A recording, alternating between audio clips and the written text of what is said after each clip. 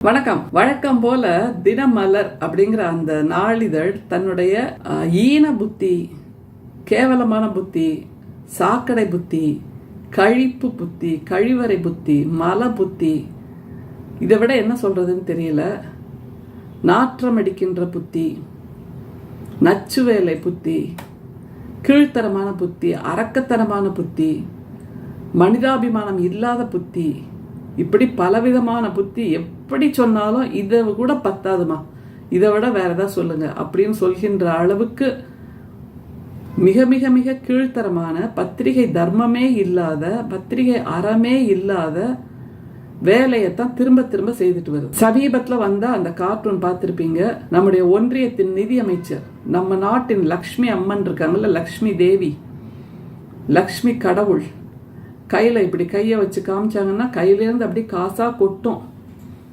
அந்த அளவுக்கு அதிர்ஷ்டம் வாய்ந்த, அந்த அளவுக்கு வல்லமை வாய்ந்த நம்ம நாட்டோட லக்ஷ்மி தேவி நிர்மலா சீதாராமன் அவர்கள் கையில் இப்படி பணத்தை இப்படி வச்சிட்டு இருக்காங்க அலட்சியமாக. அதை பெறுவதற்காக நம்முடைய மாண்புமிகு விளையாட்டுத்துறை அமைச்சர் அன்பான தம்பி உதயநிதி ஸ்டாலின் அவர்கள் இப்படி கையேந்துவதை போல் ஒரு கார்ட்டூன். மனசு பதைக்கிறது தோழர்களே. திராவிட முன்னேற்ற கழகத்தின் வரலாறு தெரிந்தவர்களுக்கு தெரியும் எப்படிப்பட்ட நிலையில் இருந்து இந்த கழகம் உருவாகி விஸ்வரூபம் எடுத்து உலகளாவிய அளவில் எப்படிப்பட்ட தொண்டர்களை வைத்திருக்கிறது, எப்படிப்பட்ட கொள்கை பிடிப்போடு இருக்கிறது என்பதெல்லாம் நன்றாக தெரிந்தவர்களுக்கு இந்த கார்ட்டூன் நிச்சயமாக கண்ணீரை கொண்டு வரும். பிஜேபி, RSS, சங் பரிவாரை போல் ஒளிந்து மறைந்து வாழ்ந்தவர்கள் இல்லை திமுக காரர்கள். திரைமறைவு வாழ்க்கை வாழ்ந்தவர்கள் இல்லை திமுக காரர்கள். முகமூடி போட்டுக்கொண்டு திருட்டு வேலை செய்தவர்கள் அல்ல திமுக காரர்கள்.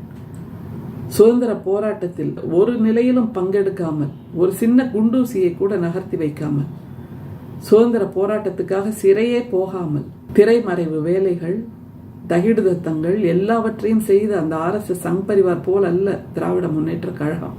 நம்முடைய தேசத்தின் தந்தை மகாத்மா காந்தியை சுட்டு கொன்ற RSS சங் பரிவார், கோட்சேவை போல் அல்ல நம்முடைய திராவிட முன்னேற்ற கழகம். நீதி கட்சியில் ஆரம்பித்து தந்தை பெரியார், அதற்கு பின்பு ஒரு மிக நீண்ட பட்டியல், பேரறிஞர் அண்ணா, நம்முடைய முத்தமிழறிஞர் கலைஞர், பேராசிரியர் அன்பழகன், இப்போது நம்முடைய மாண்புமிகு முதல்வர், இப்படியாக வழி வழியாக ஆலமரங்களால் உருவானது நம்முடைய திராவிட முன்னேற்ற கழகம். தன்னை மட்டும் கட்சியாக வளர்த்தெடுத்துக் கொள்ளாமல் இந்த தமிழ்நாட்டின் முன்னேற்றத்தை, தமிழ்நாட்டின் வல்லமையை உலகுக்கு எடுத்து காட்டிய ஒரு கட்சி எது என்றால் திராவிட முன்னேற்ற கழகம்தான். தமிழ்நாட்டில் நடந்திருக்கின்ற அத்தனை முன்னோடி திட்டங்களுக்கும் மூலாதாரம், மூளை யார் என்றால் திராவிட முன்னேற்ற கழகம். அத்தனை சமூக புரட்சிகள், சமூக மாற்றங்கள், பெண்களின் நிலை உயர்ந்திருக்கிறது, இளைஞர்களின் நிலை உயர்ந்திருக்கிறது, கல்வி வாய்ப்பு உயர்ந்திருக்கிறது, வேலை வாய்ப்பு உயர்ந்திருக்கிறது. 69% இடஒதுக்கீடு என்பது இந்தியாவில் வேற எந்த மாநிலத்திலும் இல்லை. இரட்டை மொழி, இருமொழி கொள்கை, அந்த இருமொழி கொள்கையால் தான் இன்னமும் இந்திய என்கின்ற அரக்கன் நம்மை காவு வாங்காமல் இருக்கிறான். மருத்துவ கட்டமைப்பு இந்தியாவில் வேறெங்கும் இல்லாத அளவுக்கு மிகச்சிறப்பாக தமிழ்நாட்டில் இருக்கிறது என்றால், மாவட்டத்துக்கு ஒரு மருத்துவ கல்லூரி, ஒரு பொது மருத்துவமனை இருக்கிறது என்றால், இதற்கு மேல் நாங்கள் மருத்துவ கல்லூரிக்கான அனுமதியை தமிழ்நாட்டுக்கு தரமாட்டோம் என்று சொல்லக்கூடிய அளவுக்கு நம்முடைய ஒன்றிய அரசு சொல்லுகிறது என்றால், அதற்கு காரணம் தமிழ்நாட்டில் எல்லா இடங்களிலும் மருத்துவ வசதி, மருத்துவ கட்டமைப்பு மிகச்சீராக இருக்கிறது. பெண்களுக்கான இடஒதுக்கீடாகட்டும், உள்ளாட்சித்துறையில் பெண்களுக்கான இடஒதுக்கீடாகட்டும், மேயர் என்கின்ற அந்த பொறுப்பில் அமர்ந்திருக்கின்ற பெண்களாகட்டும், அரசியலில் பெண்களாகட்டும், கல்வி, கலை, வேலைவாய்ப்பு, போலீஸ் துறை, விளையாட்டுத்துறை அல்லது தொழில் முனைவோர்கள், எந்த துறை எடுத்தாலும் அதில் தமிழ்நாடு முன்னோடியாக இருக்கிறது என்றால் அதற்கு ஒற்றை காரணம் திராவிட முன்னேற்ற கழகம் என்பதை மனசாட்சி இல்லாதவர்கள் கூட ஒத்துக்கொள்வார்கள். எதிர்கட்சியில் இருப்பவர்கள் கூட ஒத்துக்கொள்வார்கள். காரணம், உங்கள் வீட்டு பிள்ளைகள் முதல் தலைமுறை பட்டதாரி என்று படிப்பதற்கும் கல்லூரி வாசலை திறந்து விட்டவர் நம்முடைய முத்தமிழறிஞர் கலைஞர். உங்கள் வீட்டு பெண்களும் இன்றைக்கு படித்து பட்டம் பெற்று வேலை பார்க்கிறார்கள் என்றால் அவர்களுக்கான இடஒதுக்கீட்டை கொடுத்தவர் நம்முடைய முத்தமிழறிஞர் கலைஞர்.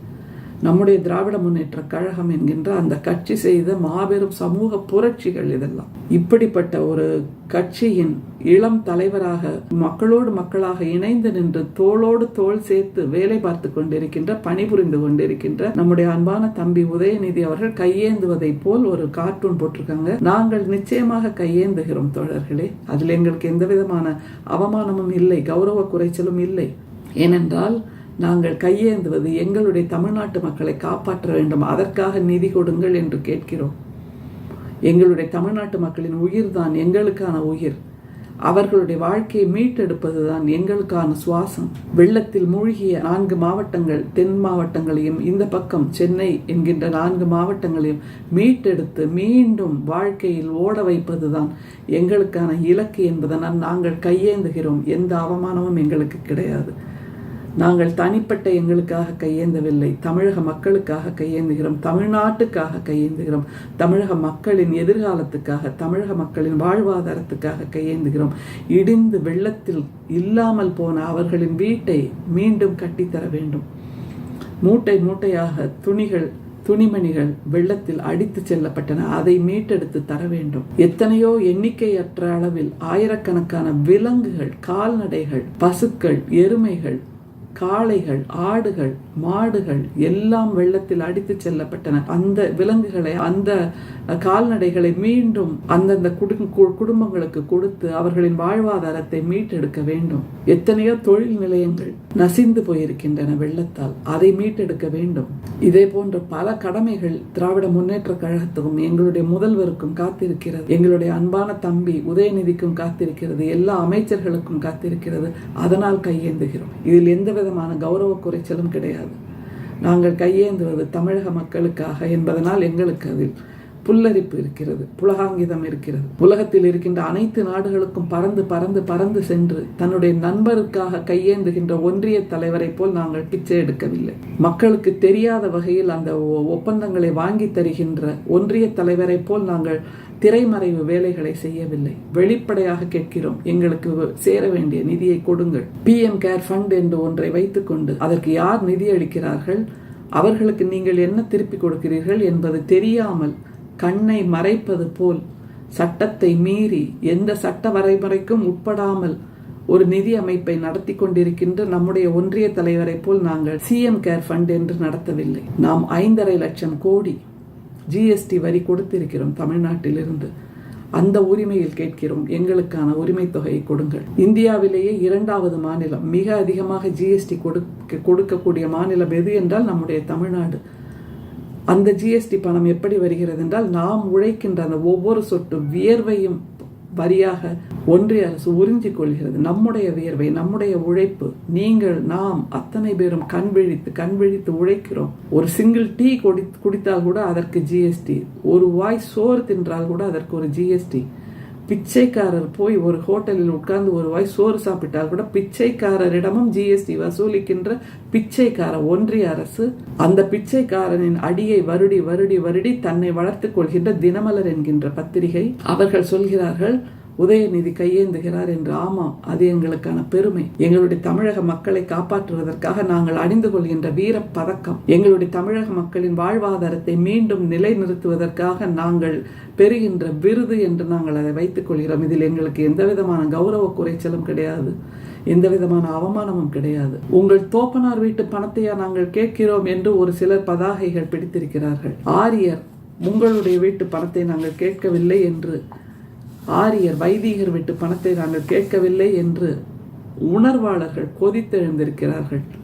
உங்கள் அப்பன் வீட்டு பணத்தை நாங்கள் கேட்கவில்லை என்று உணர்வாளர்கள், பெரியார் இன உணர்வாளர்கள், பகுத்தறிவு உணர்வாளர்கள், திராவிட இன உணர்வாளர்கள் கொதித்தெழுந்திருக்கிறார்கள். அதை விட முக்கியமாக இப்போது ஒன்றிய தலைவராக இருக்கின்றவர் முன்பு முதல்வராக இருந்தபோது காங்கிரஸ் ஆட்சியிடம் உங்கள் மாமா வீட்டு பணத்தை நான் கேட்கவில்லை என்று சொன்னார்.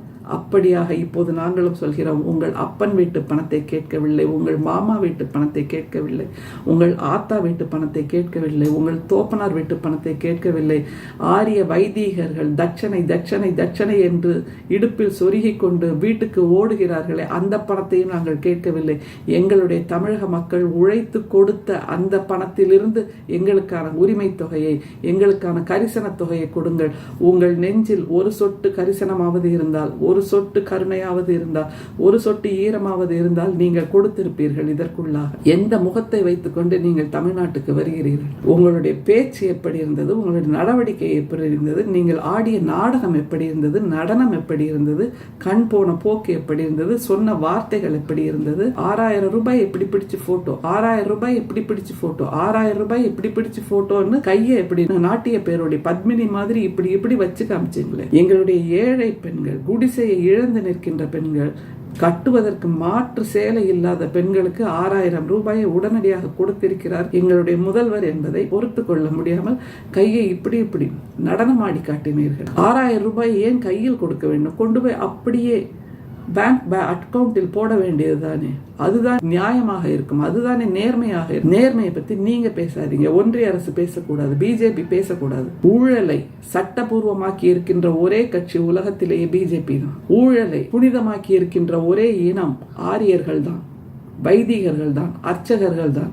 அந்த பின்புலத்திலிருந்து வருகின்ற நீங்கள் யாரும் ஊழலை பற்றி பேசுவதற்கு தகுதியே கிடையாது.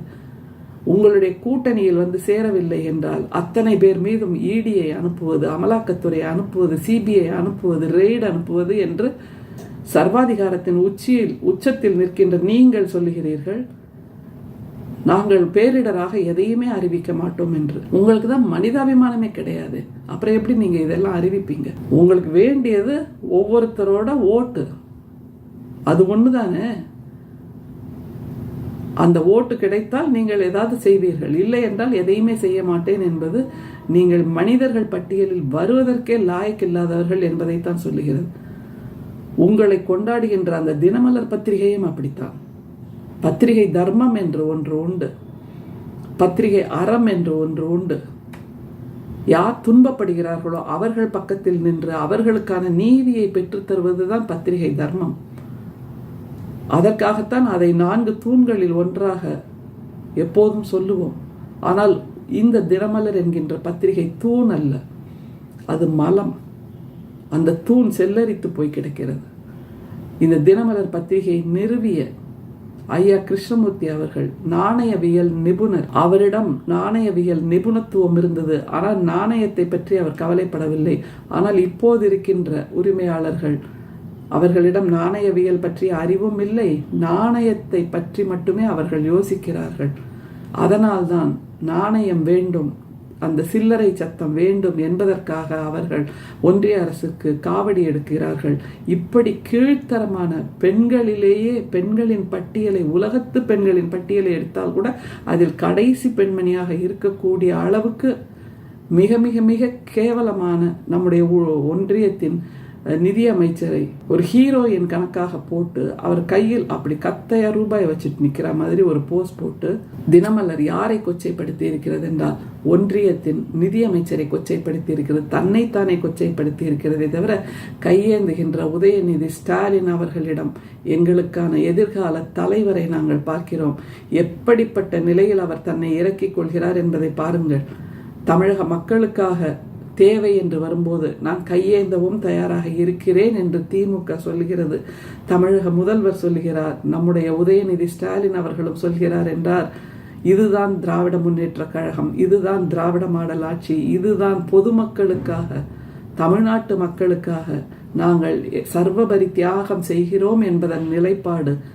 உங்களைப் போல் தினமும் வேளைக்கு வேளை புத்தாடை அணிந்து கொண்டு தூசிப்படாத வாழ்க்கையை வாழ்ந்து கொண்டு பொதுமக்களின் வலி என்றால் என்னவென்று தெரியாத அப்படியான வாழ்க்கையை நாங்கள் வாழவில்லை. மகளிர் உரிமை தொகை என்று அந்த எளிய பெண்களுக்கான தொகையை மாதம் எங்களுடைய முதல்வர் வங்கி கணக்கில் செலுத்துகிறார் என்றால் அவர்கள் வீட்டில் விளக்கேற்றி வைக்கிறார் எங்களுடைய தமிழ்நாட்டு முதல்வர். அதே போன்று பெண்கள் படிக்க வேண்டும், இளம் பெண்கள் படிக்க வேண்டும் என்பதற்காக அவர்களுக்கு மாதம் 1000 ரூபாய் உதவித்தொகை கொடுக்கிறார், கல்வி உதவித்தொகை என்றால் அதுவும் அந்த பெண்களுக்கான வாழ்க்கை முழுதும் அவளுக்கான அடித்தளத்தை கொடுக்கும். அரசு பள்ளியில் படிக்கின்ற மாணவர்கள், குழந்தைகள், அவர்கள் காலை உணவு இல்லாமல் மயங்கி விழுகிறார்கள், கல்வி கற்க முடியவில்லை என்பதற்காக அவர்களுக்கான காலை உணவு திட்டத்தை கொண்டு வந்திருக்கிறார். பெண்கள் பயணிக்க வேண்டும் அதிகமாக, ஆனால் அவர்களுக்கான பேருந்து கட்டணம் அவர்களுக்கு பெரும் சுமையாகிவிடக் கூடாது என்பதற்காக அவர்களுக்கான விடியல் பயணத்தை கொடுத்திருக்கிறார். ஆயிரம் மக்கள் நல திட்டங்களை கொடுத்து கொண்டிருக்கின்ற எங்களுடைய தமிழ்நாட்டு முதல்வரும் எங்களுடைய விளையாட்டுத்துறை அமைச்சரும் கையேந்துகிறார்கள். அது எங்களுக்கான பெருமை. அதில் எந்த விதமான அவமானமும் எங்களுக்கு இல்லை. ஆனால் எல்லா விதமான சட்ட திட்டங்களுக்கு உள்ளாகவும் புகுந்து உங்களுடைய அரக்கத்தனத்தை வெளிப்படுத்தி கொண்டிருக்கின்ற உங்களுக்குத்தான், ஒன்றியத்துக்குத்தான், ஒன்றியத்தின் நிதி அமைச்சருக்குத்தான், ஒன்றிய தலைவருக்குத்தான் இது பேரவமானம் என்பதை நீங்கள் புரிந்து கொள்ளுங்கள். நிச்சயமாக நீங்கள் அத்தனை பேரும் தமிழ்நாட்டு மக்களிடம் கையேந்துவீர்கள். கூடிய விரைவில் வந்து கொண்டே இருக்கிறது 2024 தேர்தல். அப்போது உங்களுக்கு இது நாள் வரைக்கும் நோட்டாவுக்கு கீழே கிடைத்தது இனிமேல் நீங்கள் ஒன்றுமில்லாமல் ஆக்கப்படுவீர்கள். இப்படிப்பட்ட கூனி, சகுனி, சூர்பனகை என்று வரலாற்றில் பல பேரை நாங்கள் படித்திருக்கிறோம், பார்த்ததில்லை. இப்போது பார்க்கின்ற வாய்ப்பு கிடைத்திருக்கிறது. அரக்கர்கள், அரக்கிகள் எல்லாரையும் படித்திருக்கிறோம், பார்க்கின்ற வாய்ப்பு கிடைத்திருக்கிறது. கோட்ஸே, முசோலினி, ஹிட்லர், இந்த வரிசையில் இன்னமும் பெயர்கள் சேர்ந்து கொண்டிருக்கின்றன. நிச்சயமாக நீங்கள் அத்தனை பேரும் தமிழ்நாட்டு மக்களிடம் வந்து கையேந்துவீர்கள். ஆனால் இப்படிப்பட்ட உங்களின் அரக்கத்தனத்தை கூட அந்த ஆரிய வைதீக கூட்டம் கொண்டாடி கொண்டிருக்கிறது. இதுதான் வேணும், இப்படித்தான் அவளுக்கு பாடம் கொடுக்கணும், இப்படித்தான் அவளை ட்ரீட் பண்ணணும் என்பதாக அவர்கள் புலகாங்கிதம் அடைந்து வீட்டில் பாயசம் வைத்து சாப்பிட்டு கொண்டிருக்கிறார்கள். சாப்பிடுங்கள், சாப்பிடுங்கள், நன்றாக சாப்பிடுங்கள். எங்களுடைய முதல்வர் சொல்கிறார், எனக்கு வாக்களிக்காதவர்களுக்கும் சேர்த்துதான் நான் பணி செய்கிறேன் என்று. அதனால் உங்கள் வீட்டில் விளக்கெறிவதும் நம்முடைய தமிழ்நாட்டு முதல்வரால், உங்கள் வீட்டு குழந்தை விளையாடப் போவதும் நம்முடைய தமிழ்நாட்டு விளையாட்டுத்துறை அமைச்சரின் தலைமையால், அவருடைய வல்லமையால் என்பதை புரிந்து கொள்ளுங்கள். தமிழ்நாடு மீண்டும் இந்த வெள்ள பாதிப்பிலிருந்து மீண்டு எழும். எங்களுக்கு நாங்களே உதவி செய்து கொள்கிறோம் இப்போதெல்லாம். நிச்சயமாக நீங்கள் அத்தனை பேரும், ஒன்றியத்தின் தலைவர், ஒன்றியத்தின் நிதியமைச்சர் எல்லோரும் வந்து தமிழ்நாட்டு மக்களிடம் கையேந்துவீர்கள். 2024 தேர்தல் வந்து கொண்டிருக்கிறது, காத்திருக்கிறோம். உங்களுக்கு நாங்கள் திருவோடு தரப்போகிறோம். ஏந்திக்கொண்டு ஓட்டுக்காக பிச்சை எடுங்கள். நன்றி, வணக்கம்.